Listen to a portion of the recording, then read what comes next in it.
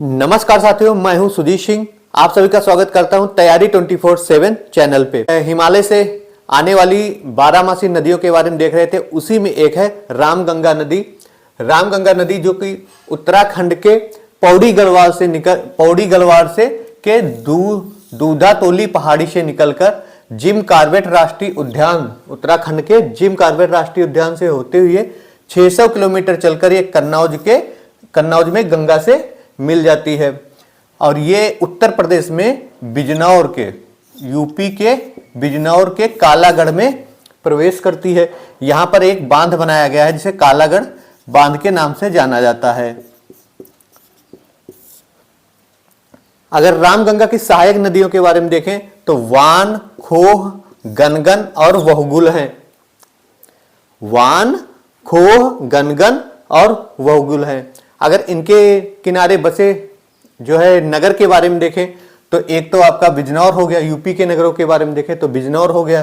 फिर उसके बाद में आपका मुरादाबाद हो जाएगा, मुरादाबाद, बदायूं, बरेली होते हुए ये जो है कन्नौज में गंगा से मिल जाती है। फिर मैदानी नदियों के बारे में देखें तो गोमती नदी जो कि पीलीभीत के फुल्लर झील यानी कि गोमत ताल से निकलकर या लगभग 900 किलोमीटर, कितने 900 किलोमीटर चलकर गाजीपुर में गंगा से मिल जाती है। इसकी मुख्य सहायक नदी साई नदी है। गोमती नदी का ऊपरी हिस्सा जो है ये पहले दो बड़ी नदियों के बीच में बहता है, जिसमें एक शारदा नदी और रामगंगा नदी के बीच में। फिर जो निचला क्षेत्र है वो गंगा और घाघरा नदियों के बीच में बहता है, गंगा और घाघरा नदियों के बीच के क्षेत्र में बहता है।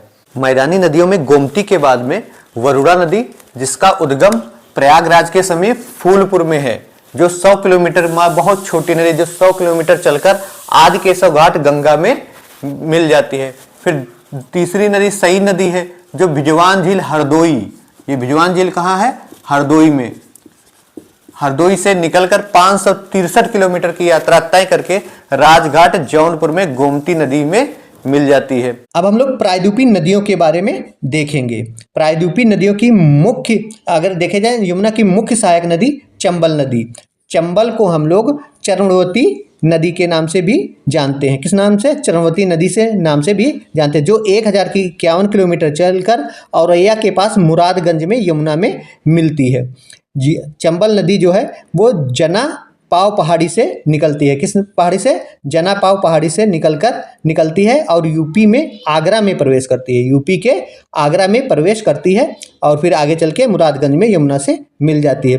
फिर वही इसकी सबसे मुख्य सहायक बनास नदी देखेंगे, जो सीप नदी और त्रिवेणी और चंबल नदी, ये तीनों मिलकर के, उसमें से बनास नदी जो है वो खामनेर की पहाड़ियों से निकलती है। किसके? खामनेर की पहाड़ियों से निकलती है, यानी कि कुंभलगढ़ राजस्थान से। बनास नदी, सीप नदी और चंबल नदी, ये तीनों मिलकर के त्रिवेणी संगम बनाती हैं। चंबल, बनास और सीप नदी मिलकर के त्रिवेणी संगम बनाती हैं। फिर चंबल की सहायक नदी क्षिप्रा देखेंगे। क्षिप्रा जो कि एमपी इंदौर के काकरी वर्डी पहाड़ी से निकल करके और फिर चंबल में मिलती है। फिर उसके बाद में हम लोग काली सिंध नदी, जो काली सिंध नदी पर एक बांध भी बनाया जा रहा है, जिसे काली सिंध बांध के नाम से जाना जाता है, जो कि एमपी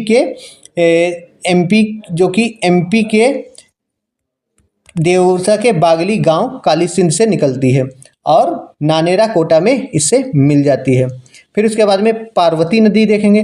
पार्वती नदी मध्य प्रदेश के विंध्याचल के सीहोर क्षेत्र से निकलती है और सवाई माधोपुर, कहाँ? सवाई माधोपुर में जो है चंबल से मिल जाती है। जहाँ पर ये तीनों प्रदेश आपस में मिलते हैं, यानी कि राजस्थान, एमपी और यूपी के मिलन बिंदु के समीप, कौन कौन से? राजस्थान, एमपी और यूपी के मिलन बिंदु के समीप चंबल की लगभग 425 किलोमीटर लंबाई राष्ट्रीय चंबल नदी उद्यान घोषित किया। अब हम लोग चंबल नदी पर बने 4 मुख्य बांधों के बारे में देखेंगे। उसमें से पहला है गांधी सागर बांध। कौन सा? गांधी सागर बांध, जो मध्य प्रदेश के मंदसौर में है। यह चंबल नदी पर बना पहला और सबसे बड़ा बांध है। यहाँ से भारी मात्रा में जल विद्युत पैदा की जाती है। राजस्थान, मध्य प्रदेश और यूपी के मिलन बिंदु के समीप चंबल की लगभग 425 किलोमीटर लंबाई राष्ट्रीय चंबल नदी उद्यान घोषित किया गया है। फिर दूसरा, राणा प्रताप सागर बांध जो चित्तौड़गढ़ राजस्थान में भराव क्षमता की दृष्टि से राजस्थान का सबसे बड़ा बांध है। ठीक है, यहाँ परमाणु बिजली घर रावत भाटा को भी पानी जाता है। फिर उसके बाद में देखेंगे जवाहर सागर बांध जो कोटा राजस्थान में है, इसे पिकअप बांध भी कहा जाता है। इसका मुख्य कार्य विद्युत उत्पादन है। फिर कोटा बैराज जो कोटा राजस्थान में है, इस बांध से बिजली न बनाकर इसका उपयोग केवल सिंचाई के लिए किया जाता है। किसके लिए किया जाता है? सिंचाई के लिए किया जाता है। सिंध नदी जो एमपी के जो है विदिशा जिले में मालवा के पठार से निकलती। कहाँ? एमपी के विदिशा जिले के मालवा पठार से निकलती है और 470 किलोमीटर चलकर, कितनी? 470 किलोमीटर चलकर यमुना में जालौन बॉर्डर पर मिल जाती है। कहाँ? यमुना में जालौन बॉर्डर पर मिल जाती है। यह एक पंचनद बनाती है। क्या बनाती है? पंचनद, यानी कि जहाँ 5 नदियों का संगम है। कौन सी है? यमुना, चंबल, क्वारी, सिंध और पाहुज नदी के पंचनद बनाती है। फिर उसके बाद में बेतवा नदी, कौन सी? बेतवा प्राचीन काल में वेत्रवती नाम से जानी जाती थी। वेत्रवती नाम से जानी जाती थी। यह जो है मध्य प्रदेश के रायसेन के कुम्हारा गांव से निकलती है। कौन से गांव? कुम्हारा गांव से निकलती हुई यह मध्य प्रदेश के कुम्हारा गांव से निकलती है और यह 590 किलोमीटर चलकर यमुना के हमीरपुर के पास इसमें मिल जाती है। यह उत्तर प्रदेश में ललितपुर में प्रवेश करती है। कहाँ? उत्तर प्रदेश के ललितपुर में प्रवेश करती है और 358 किलोमीटर चलकर यमुना के हमीरपुर में मिल जाती है। कितना? 358 किलोमीटर। ललितपुर में इस पर माता टीला बांध बनाया गया है। कौन सा बांध बनाया गया है? माता टीला बांध बनाया है। जबकि झांसी में परीक्षा बांध। कौन सा बांध? परीक्षा बांध। यह जो बेतवा नदी है यह 590 किलोमीटर लंबी नदी, कितनी लंबी? 590 किलोमीटर है। यह जो है बुंदेलखंड की जीवन रेखा भी कहा जाता है। इसे बुंदेलखंड की जीवन रेखा भी कहा जाता है। इस पर प्रसिद्ध बौद्ध स्तूप सांची हुई है और राजा राम की नगरी ओरछा स्थित है। केन नदी को कर्णावती नदी नाम से भी जाना जाता है। 427 किलोमीटर लंबी है। इसे कर्णावती नाम से भी जाना जाता है। यह यूपी के बांदा जिले में प्रवेश करती है और यमुना में बांदा के पास भोजहा में मिल जाती है। बांदा के पास भोजहा में मिल जाती है। ठीक है, ये इसका उद्गम मध्य प्रदेश के कटनी में कैमूर की पहाड़ियों से होता है। कैमूर की पहाड़ियों से होता है। यह पन्ना राष्ट्रीय उद्यान से प्रवाहित होती है और मध्य प्रदेश के छतरपुर में राहेन जलप्रपात, कौन सा? राहेन जलप्रपात का निर्माण करती है। इसकी सहायक नदियां देखें तो वह बाना, सोनार, बवास, देवर और कैथ हैं। कौन सी हैं? बाना, सोनार, बवास, देवर और कैथ हैं। इसमें मूल्यवान पत्थर या सजर के लिए भी जानी जाती है। यह नदी मूल्यवान पत्थर सजर के लिए भी जानी जाती है, जो विश्व में मात्र यहीं से प्राप्त होता है। सजर पत्थर 1 डिस्ट्रिक्ट 1 प्रोडक्ट के तहत बांदा के उत्पाद के रूप में भी इसे पहचान दी गई है। सजर पत्थर को, किसको? सजर पत्थर को। यह भारत की प्रथम नदी जोड़ने की परियोजना है। यानी केन बेतवा लिंक परियोजना जो है यह मध्य प्रदेश से केन नदी के अतिरिक्त जल को यूपी के बेतवा में प्रवाहित करेगा। ठीक है, मध्य प्रदेश से केन नदी के अतिरिक्त जल को यूपी के बेतवा नदी में प्रवाहित करेगा। इस परियोजना के अंतर्गत दौधन बांध, कौन सा? दौधन बांध, मकौरिया बांध बैराजों की श्रृंखला बनाई जाएगी। साथ ही 230 किलोमीटर लंबी नहर का निर्माण किया जाएगा। टोंस या तमसा नदी जो 265 किलोमीटर लंबी नदी है। कितनी? 265 किलोमीटर लंबी और प्रयागराज में गंगा से मिल जाती है, संगम बना लेती है। ठीक है, यह मध्य प्रदेश स्थित सतना के कैमूर श्रेणी के मैहर के निकट, कहाँ? कैमूर श्रेणी के मैहर के निकट खाला कुंड से जो है उद्गमित होती है। जो है इसकी सहायक नदी बेलन नदी है। इसकी सहायक नदी बेलन नदी है जो 30 मीटर ऊंचा जलप्रपात का निर्माण करती है। कितना? 30 मीटर ऊंचा जलप्रपात का निर्माण करती है। इसके अन्य जलप्रपात विहार प्रपात, चचई प्रपात, केकटी प्रपात, ओडा प्रपात और पूर्वा प्रपात।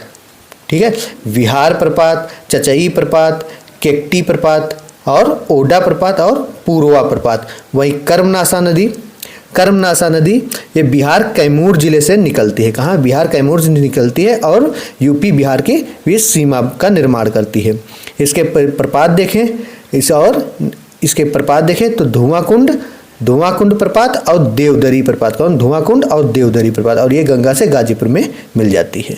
सोन नदी जो है, सोन नदी 784 किलोमीटर लंबी नदी है। कितनी? 784 किलोमीटर लंबी नदी है और जो यह पटना दानापुर में गंगा से मिलती है। कहाँ? पटना के दानापुर में गंगा से मिलती है। यह मध्य प्रदेश के अमरकंटक की पहाड़ियों से निकलती है।